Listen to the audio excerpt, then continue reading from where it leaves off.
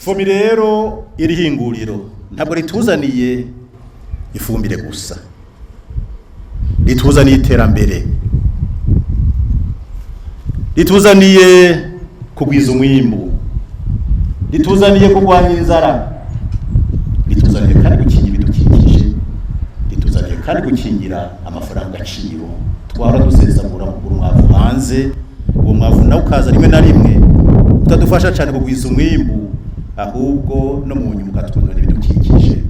Nico tuma rero dushimiye by'umwihariko bivuye ku mutima ishyirahamwe naryo hinguriro Fomi.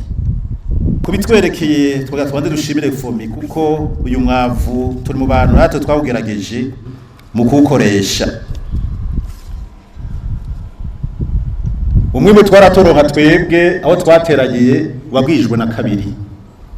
Bisubira ko ari umwavu mwiza cyane, itabire imeze neza cyane. Kandi uwo mwimbu no twaronse kuko naje ndazi ukuntu bagerageza uburyohe bw'ibintu. Nasanze umwimbu twaronse mu bigori no mu myumbati hamwe n'ibijumbu hamwe n'ibiharage twakoresheje twasanze biryoshe cyane gusumba ibya mbere. Numwavu wemejwe n'amategeko mpuzamakungu kandi bivujwe kuva kera. Abarundi muri Afrika tubaye ba mbere. Turahamagariye rero abarundi bose ndetse n'abanyamahanga bakorera cyane mu gisata c'uburimyi ngo bijukire ifumbire kuko ari ingirakamaro cyane.